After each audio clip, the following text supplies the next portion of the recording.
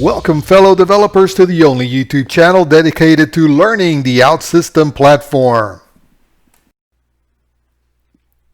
Well, welcome back, OutSystem developers. This is going to be a really short video. I am going to show you two things that came up today during one of my conversations with a coworker. And that is how to change the name of a application on the header and how to add additional pages to the navigation bar. Fairly simple stuff, extremely simple once you know how to do it. And first, let's go ahead and publish what we've got so that we have a starting point. A lot of stuff about OutSystems is extremely simple to learn, but often someone needs to show you what it is that you're doing. Otherwise, it's not obvious, not necessarily obvious. So, first of all, this is what we're going to work with. This shows CRUD app. And then we have two pages that show up here, and we're going to change this, and we're actually going to remove this and add it back. Okay.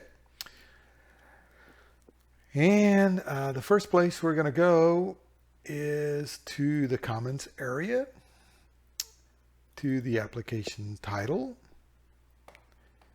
And in the application's title, it says get entry space name. This is actually the whatever it is that you initially built it. This is what it's going to give you. I built it as CRUD edit or CRUD app or whatever.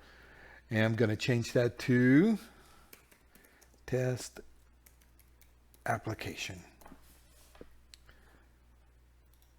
I'm going to save that and compile it.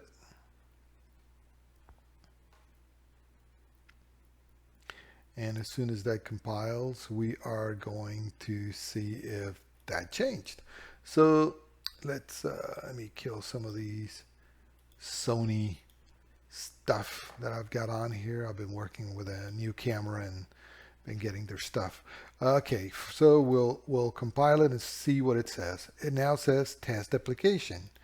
It used to say CRUD app. So that change worked. Okay. Next, we are going to go to the menu block, and right there we see states. We're going to delete that whole area. So if we compile it again, sometimes communications are an issue. We'll try compiling it. There it is. It is compiling.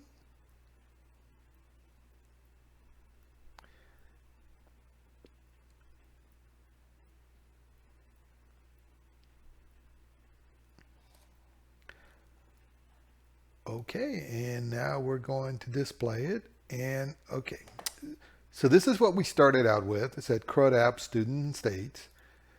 Next, we changed the name of the application to test application, and we left these two.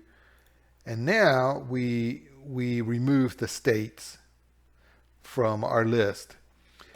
And how do you add this back? How do we add that page back? Well, it's really simple, actually. We go to our any page, it doesn't matter. This area right here is it applies to all pages. So it's not just to the students page. This is the navigation that applies to every single page that we have. So we're going to take the states page, we're going to drag it on there, and now we're going to compile it.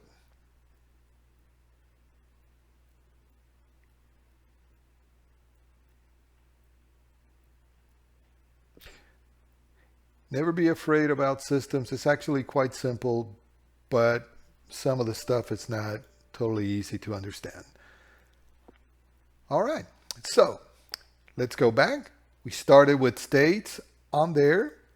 We made a change to the name of the application, left the states. Then we removed the states navigation from the page from the navigation bar, and then we put it back in. And if we click on that, we go to the states.